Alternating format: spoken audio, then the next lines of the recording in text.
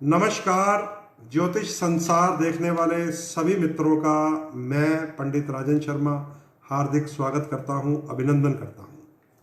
प्रिय दोस्तों, आज के इस लाइव में हम चर्चा करेंगे कि बृहस्पति और केतु की युति जो है वो अब टूट गई है धनु राशि में से।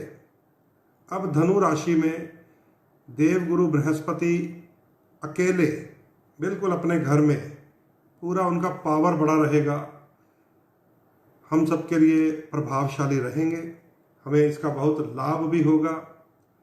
और 24 सितंबर से लेकर 20 नवंबर तक देवगुरु बृहस्पति धनु राशि में रहेंगे। 20 नवंबर को देवगुरु बृहस्पति, आप सबको मैंने बताया भी था, यहाँ मैंने नोट भी किया हुआ है, मकर राशि में प्रवेश कर जाएंगे। 20 नवंबर को देवगुरु बृहस्पति मकर राशि में प्रवेश करेंगे और 6 अप्रैल 2021 तक मकर राशि में ही रहेंगे। यहाँ पर नीच माने जाते हैं गुरु ग्रह।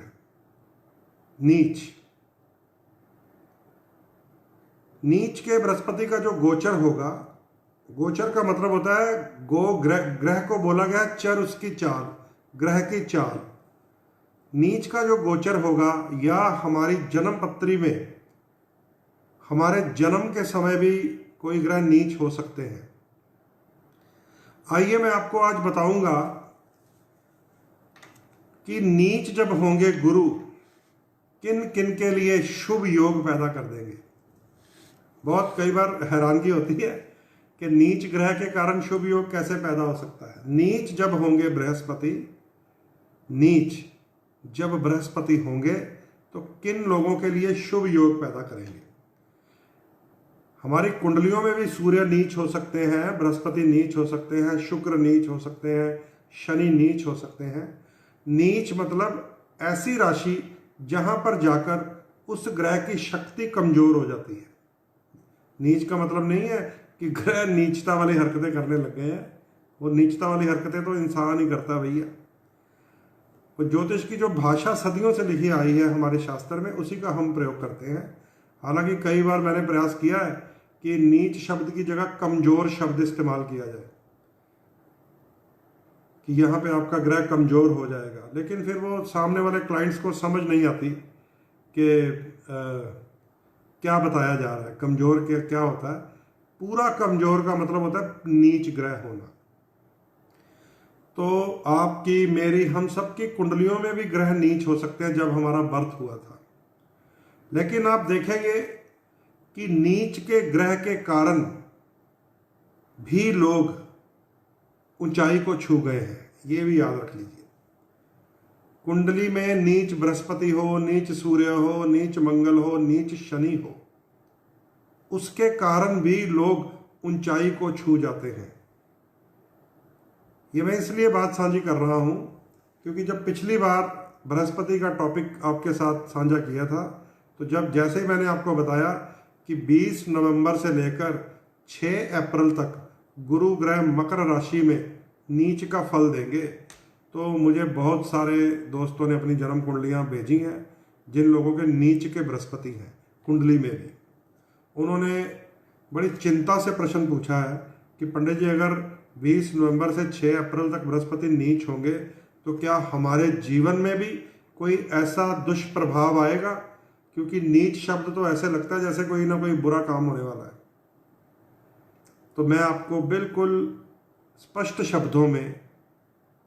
शब्दों में ये बताना चाहता हूं कि ये जो ग्रह नीच शब्द इस्तेमाल किया हमारे शास्त्र में, उसका मतलब ये है कि वो अपने ऐसे शत्रु की राशि में चला गया है जहां पर उसकी शक्तिहीनता हो जाती है, पावरलेस हो जाता है, ग्रह की एनर्जी कम हो जाती है। और बहुत सारी कुंडलियां हम लोगों ने ऐसी भी स्टडी की हैं जिनमें बृहस्पति नीच है, जिनमें सूर्य नीच है, शनि नीच है, और लोगों की रेपुटेशन हमने देखी है बड़ी हाई। लोगों को हमने बहुत ज़्यादा तरक्की करते हुए देखा है। आज मैं आपके साथ वो बात करने आया हूं। अब इसको समझ लीजिए। मान लीजिए अभी बृहस्पति की ही बात करते हैं, बाकी ग्रहों की नहीं, उसको आप एज एन एग्जाम्पल समझ लीजिएगा। मान लीजिए बृहस्पति 24 सितंबर यानी कि कल से लेकर 20 नवंबर तक शुभ योग में रहेंगे, तो वो मैंने आपको बताया था 57 डेज पूरे संसार का कल्याण करेंगे, आशीर्वाद देंगे। उसमें चाहे हम देव लगन वाले हों या दैत्य श्रेणी के लोग भी हो सकते हैं, ठीक है। उसमें बृहस्पति कोई भेदभाव नहीं करने वाले, सबके लिए शुभ योग बन रहा है। 9 नंबर राशि जिन जिन के कुंडली के जिस जिस स्थान पर आएगी उस स्थान पे उनको फायदा होगा, क्योंकि वो नेगेटिव है ही नहीं है। अब वो गुरु चंडाल दोष से निकल गए हैं। हाँ, जिन बच्चों का जन्म हो गया है पिछले 2-3 महीनों में जब बृहस्पति और केतु इकट्ठे थे, उनकी कुंडली में गुरु चंडाल दोष आ गया है। उन्हें जरूर अपने बच्चों की कुंडलियाँ अपने निकट जिनसे भी आप पूछते हैं एस्ट्रोलॉजर से अवलोकन करवा लेनी चाहिए, क्योंकि बृहस्पति और केतु या बृहस्पति और राहु का गुरु चंडाल दोष बच्चे के पेट पे तो असर करेगा ही, क्योंकि लीवर का ग्रह होता है ये, छाती पे करेगा, फेफड़ों का ग्रह होता है ये बृहस्पति।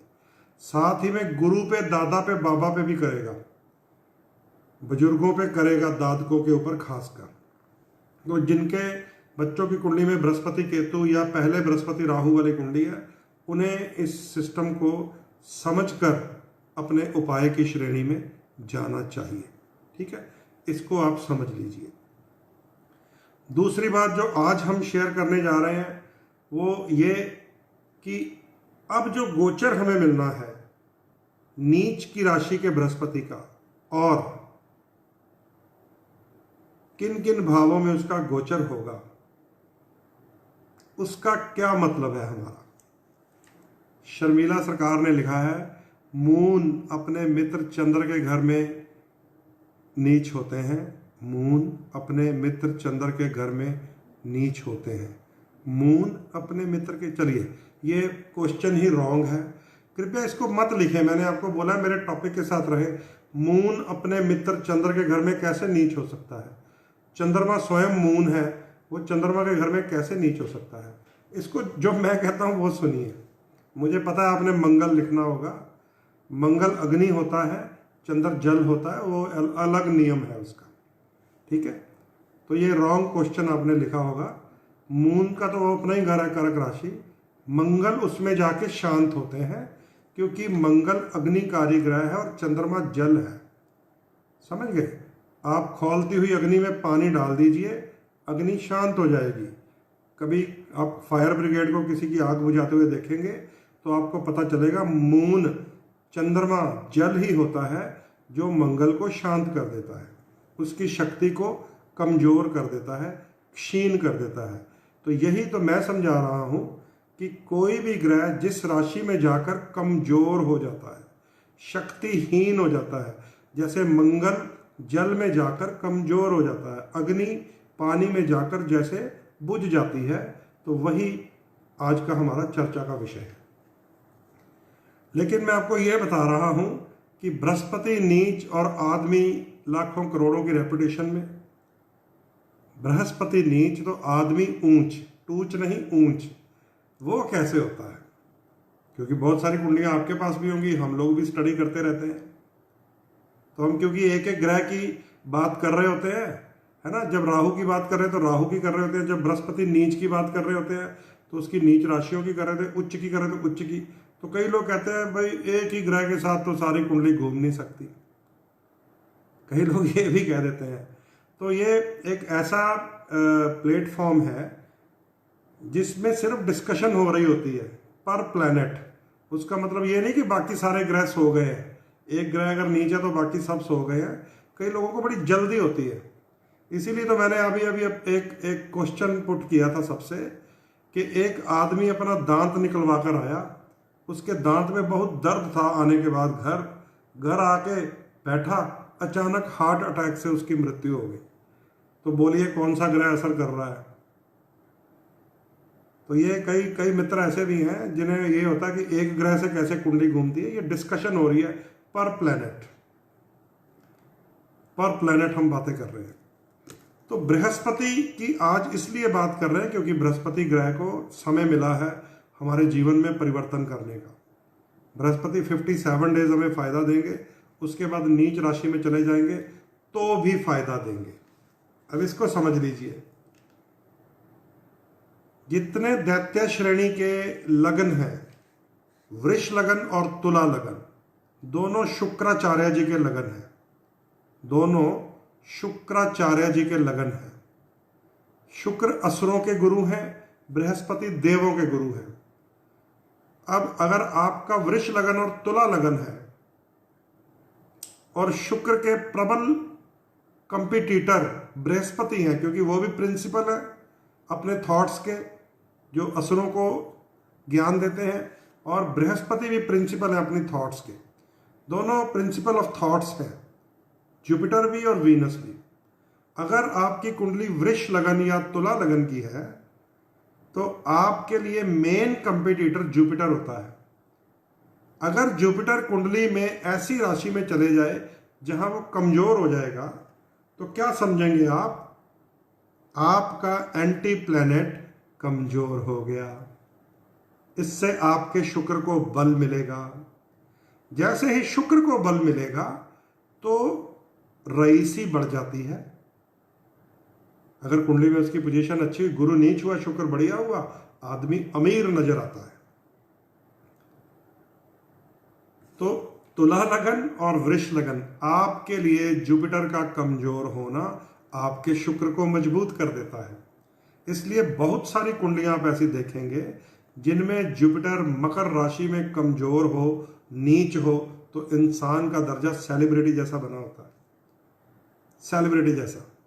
और लोग कह देंगे इसका तो गुरु नीच है फिर भी सेलिब्रिटी, कमाल हो गया। इसका मतलब ये होता है कि हमें देखना पड़ेगा कैटेगरी क्या है। ऐसे ही अगर आपका लगन मिथुन है या कन्या है, दोनों ये राशियां बुध की हैं, आपके लगन का स्वामी कौन बनेगा? बुध ग्रह बनेगा। अगर आपका लगन मिथुन लगन है या कन्या लगन है, तो पिछले किसी लाइव में आपने ये समझ लिया था कि ये सारी लड़ाई बुध और बृहस्पति की है। बुध कहता है मैं बड़ा बुद्धिमान हूं, मैं अपनी युक्ति से ठीक करूंगा। बुध कहता है मैं बड़ा बुद्धिमान हूं, मैं कोई ना कोई युक्ति लगाऊंगा।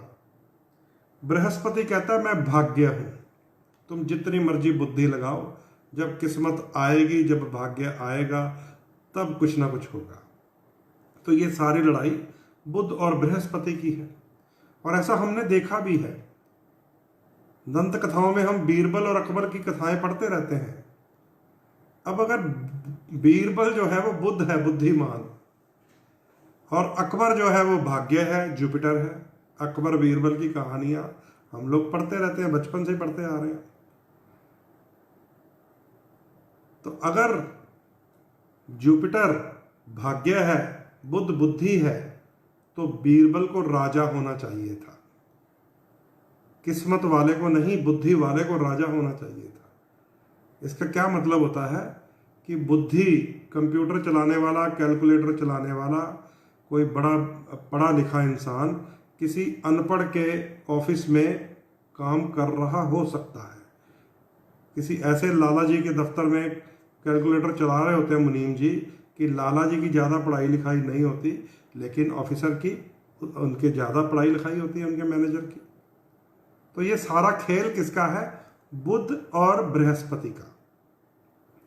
तो इसका मतलब ये क्या हुआ कि बुध है बुद्धिमान, और वो बृहस्पति को अपना क्या समझता है? कंपिटिटर। ऐसे में अगर मिथुन लगन और कन्या लगन की कुंडली में बृहस्पति मकर राशि में जाकर नीच हो जाए तो क्या मिलेगा आपको? आपका बुध स्ट्रांग हो जाएगा, क्योंकि आपका मेन कंपटीटर डाउन राशि में चला गया है। फॉलो कीजिए। इसलिए कई बार बृहस्पति नीच की कुंडली वाले को देखा जाता है कि यार ये तो बड़ा राइज किया हुआ है, कुंडली में बृहस्पति नीच है। ज्योतिष में पढ़ा था बृहस्पति नीच हो जाए तो मान, यश, अपमान मिलते हैं, इसको तो मान सम्मान मिलता है। ध्यान से समझ लीजिए, नीच बृहस्पति, उसकी आज आपको मैं अंदर की बात बता रहा हूं।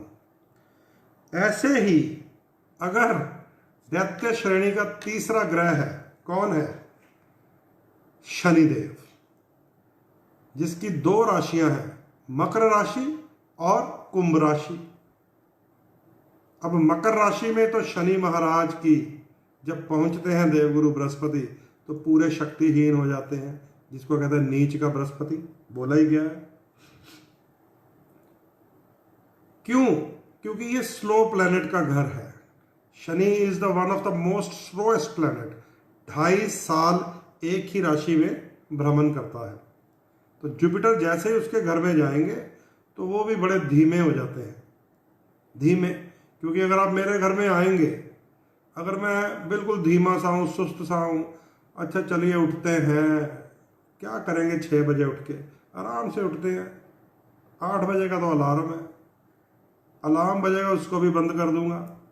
8 बजे उठ के क्या करूँगा, 9 बजे उठूँगा आराम से।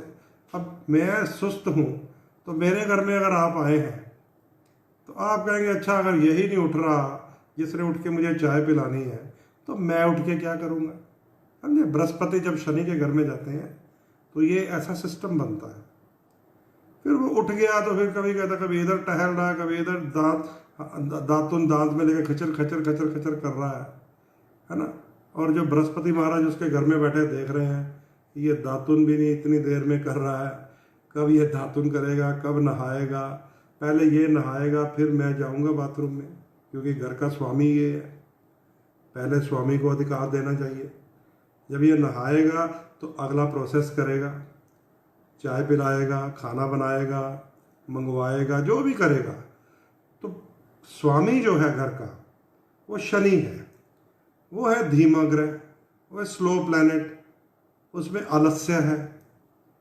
अब बृहस्पति जब उस घर में जाएंगे वो यही सोचते जाएंगे, कब ये उठेगा, कब ये बनाएगा, कब ये खिलाएगा।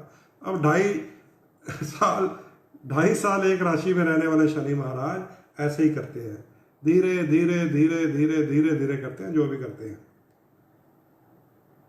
तो वहां पर देवगुरु बृहस्पति 13 महीने के लिए जाकर फंस जाते हैं कभी कभी। और सिर्फ वहीं नहीं फंसते, अगले 13 महीने फिर कुंभ राशि में चले जाते हैं।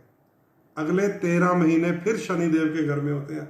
शनिदेव फिर वही है, अभी करते हैं, आज करे सो कल कर, कल करे सो परसों, अभी कर लेंगे परसों भी, अभी तो जीना है बरसों, क्या जरूरत पड़ी है। समझ गए? सुस्ती इसको कहते हैं, आलस्य, कि आज का काम कल पे छोड़ो, है ना। कल जब आ जाएगा फिर कहेंगे यार आज अगर कर लेंगे तो फिर कल क्या करेंगे, छोड़ो, कल पे छोड़ो, करेंगे परसों, परसों भी क्यों करना जब बरसों जीना है। तो ये इस प्रोसेस में फंस जाता है जुपिटर। और जब मकर लगन और कुंभ लगन दोनों दैत्य श्रेणी के लगन हैं और उन्होंने अपने एंटी पार्टी के आचार्य को, प्रिंसिपल को, जुपिटर को अपने इस सिस्टम में फंसा लिया कि अभी करते हैं, रुक जा, देखते हैं, बैठ आ रहे हैं महाराज जी, आ रहे हैं, फोन किया अभी मिलेंगे, ऐसा करते रहते हैं। तो बृहस्पति कमजोर हो गया। जैसे ही बृहस्पति मकर राशि में कमजोर होगा, नीच होगा, कुंभ में कमजोर होगा, तो तीनों दैत्य श्रेणी के ग्रहों को शक्ति मिल जाती है। तीनों, बुध को भी, शुक्र को भी, शनि को भी। और इनकी कुंडलियों में बृहस्पति की वीकनेस इनके लिए बड़े बड़े योग पैदा कर देती है, बड़े बड़ी कामयाबियां पैदा कर देती है। अब ये एक बारीकी है, एक बारीकी है ये। ऐसे इसको सारे लग्नों के ऊपर और सभी ग्रहों के ऊपर भी आप ढाल सकते हैं। शनि नीच होता है मंगल के घर में, मंगल के घर में शनि नीच होता है। मान लीजिए मेष, वृश्चिक, धनु, मीन, सिंह, कर्क, इनका आपकी श्रेणी का लगन है, तो इनकी कुंडलियों में जब शनि ग्रह फंस जाता है नीच की राशि में तो इनके अंदर शक्ति आ जाती है।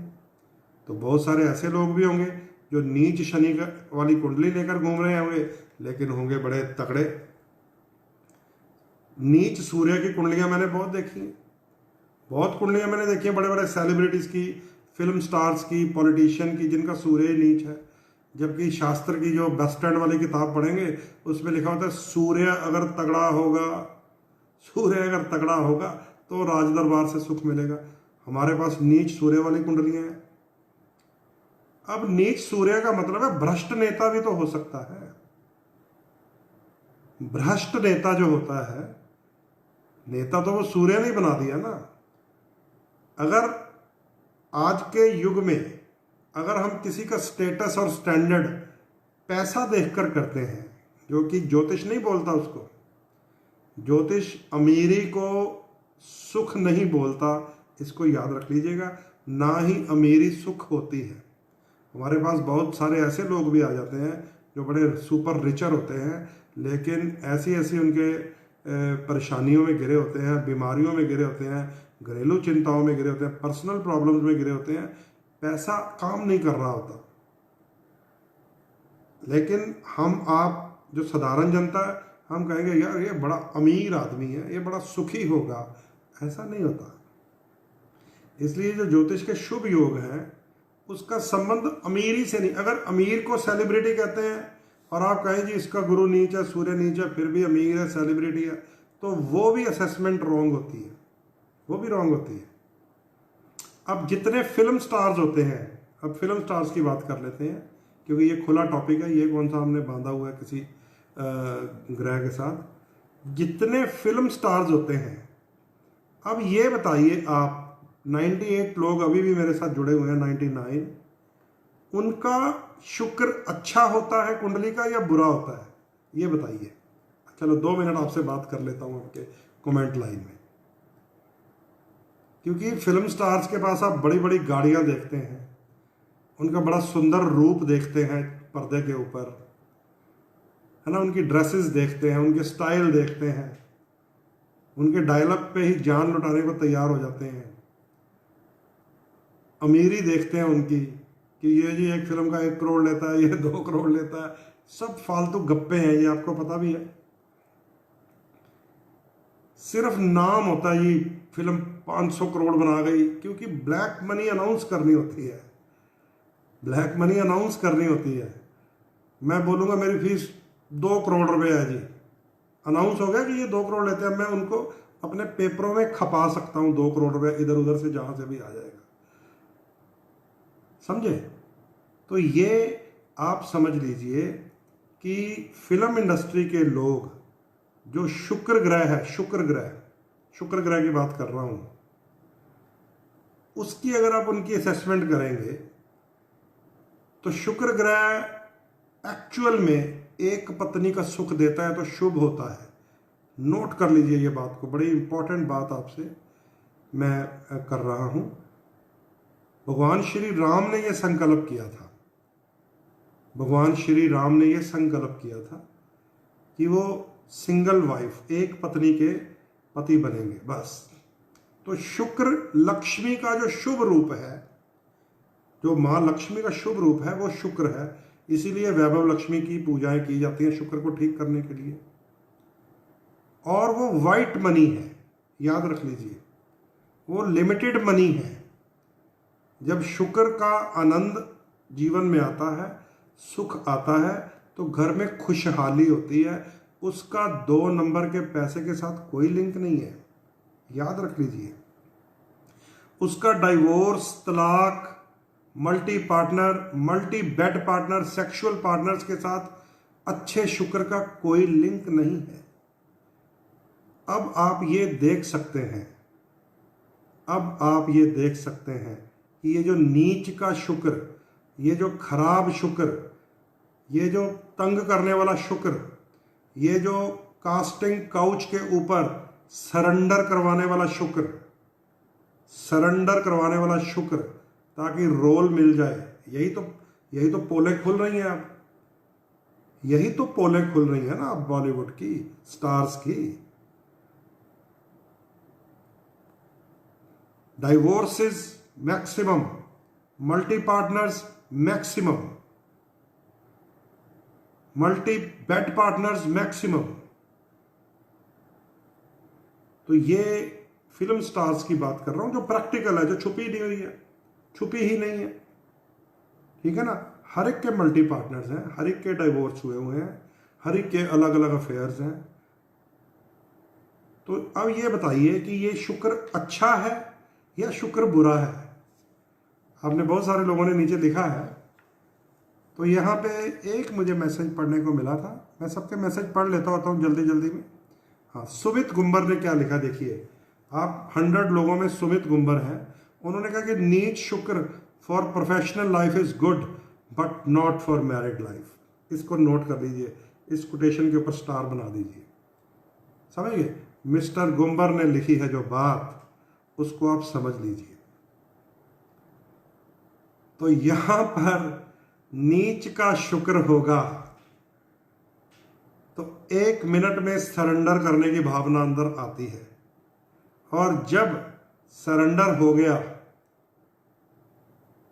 प्रोड्यूसर के आगे, डायरेक्टर के आगे, अमीर आदमी के आगे, तो आपको पता है फिर पैसे की बात तो हो नहीं रही, पैसा तो आएगा ही फिर उसके पास। तो इसलिए अगर कोई कहे कि नीच नीच सूर्य है, नीच गुरु है, बड़े बड़े सेलिब्रिटीज देखे हैं, इसका मतलब उसको एस्ट्रोलॉजी की अभी दूर दूर तक जानकारी नहीं है। यहां पे नीच सूर्य होगा और इंसान पॉलिटिक्स में चला जाए तो वो भ्रष्ट नेता होगा।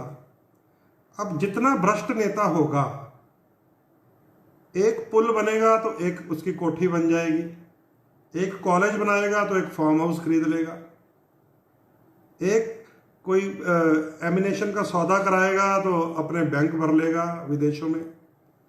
बाद में नाम आ जाएंगे, अलग बात है, क्योंकि नीच सूर्य ने एक बार तो अपना रास्ता दिखाना ही होता है। अब नीच सूर्य वाला ले देके किसी न किसी तरह पॉलिटिशियन बन गया तो वो नीचता तो करेगा, भ्रष्ट है। अब अनजान आदमी जो होता है, जिसको ज्योतिष का दूर दूर तक ज्ञान नहीं होता, केवल बस स्टैंड वाली किताब से पढ़ लिया होता है, जिन्होंने गुरु नीच हमने सेलिब्रिटीज देखे हैं, सूर्य नीच सेलिब्रिटीज देखे हैं, शुक्र नीच हमने बड़े बड़े स्टार्स देखे हैं। तो ये बहुत बड़ा प्यारा ये सब्जेक्ट है, ये ज्योतिष, और इसको बड़े ही खुले मन से समझना पड़ता है, पढ़ना पड़ता है, जानना पड़ता है। अब आइए वापस अपने आजकल के गोचर पे। अब ध्यान से एक बात सुन लीजिए जो मैं आपके साथ करने वाला हूं। बृहस्पति मकर राशि में जाकर नीच होंगे। अभी अभी मैंने आपको डेट बताई है 20 नवंबर, ठीक है। 20 नवंबर को नीच हो जाएंगे बृहस्पति। वो अब मेरे लाइफ में भी होने हैं, आप लोगों की लाइफ में भी होने हैं। लेकिन अब पीछे का सीक्रेट समझ लीजिए। जिस राशि में जुपिटर जी नीच होने हैं, उस राशि के स्वामी शनिदेव जितनी देर स्ट्रांग रहेंगे, जितनी देर बढ़िया रहेंगे, उतनी देर नीच गुरु का दुष्प्रभाव नहीं आएगा। जिस दिन शनि महाराज दोबारा वक्री या अस्त हो गए, ये नोट करने वाली बात है, जिस दिन शनि महाराज दोबारा वक्री या अस्त हो गए, उस दिन ये बृहस्पति नीच की राशि में, चाहे मैं हूं चाहे आप, परेशान कर देगा। इसीलिए जब मैंने 57 डेज ऑफ द जुपिटर कि वो 57 दिन, वो 57 डेज जब बृहस्पति रहना ही अपनी राशि में है, उसके बारे में कल परसों के लाइव में मैंने आपको जब बताया था, 2-4 दिन पहले की बात है, तो मैंने यही कहा था कि जुपिटर अब अपने साइन में है। आज से उसका बल बढ़ जाएगा 24 सितंबर से लेकर 20 नवंबर तक। तो वो चाहे देव लगन हो चाहे दैत्य लगन हो, अकॉर्डिंग टू हॉरोस्कोप चार्ट जिस हाउस में आएगा उसकी बढ़ोतरी कर ही देगा। तो ये सारी समझने वाली बातें हैं, ये सारी ऐसी जानकारी है जो कुंडली में अगर नीच सूर्य, नीच मंगल, नीच बृहस्पति आ भी जाए, नीच शनि, नीच शुक्र आ भी जाए, तो भी हम आपको बता सकते हैं कि ये आपका संवारने आया है या बिगाड़ने आया है। हमने बहुत सारी ऐसी कुंडलियां कलेक्ट कर रखी हैं कि नीच का सूर्य, नीच का गुरु और स्टेटस उसका सेलिब्रिटी का। नीच का शनि, नीच का बुध, स्टेटस सेलिब्रिटी का। नीच के शुक्र को तो हमने देखा ही है। अगर पैसे के मामले को अगर आप कहते हो कि सेलिब्रिटी है, तो नीच के शुक्र वाले को मैंने सबसे ज़्यादा सेलिब्रिटी बनते देखा है। नीच के बृहस्पति को मैंने सबसे ज़्यादा अमीर देखा है। नीच के बृहस्पति को क्यों? क्योंकि वो आचार्य है, वो गुरु है, वो टीचर है, वो ज्ञान देने वाला है। जब वो नीच हो गया तो वो क्या करेगा? ट्यूशन पढ़ाएगा प्राइवेटली। और मैं आपको आज के युग की बात बता देता हूँ, मैं ऐसे ऐसे नीच बृहस्पति वाले टीचर्स को जानता हूँ जो जिस स्कूल या कॉलेज में जॉब कर रहे होते हैं, उस स्कूल या कॉलेज से ज़्यादा उनकी टर्नओवर है। ऐसे ऐसे मेरे पास ट्यूशन पढ़ाने वाले टीचर्स के डाटे हैं। तो वो बृहस्पति कौन है? वो नीच है। जो उच्च का बृहस्पति होगा वो तो संत आत्मा होती है,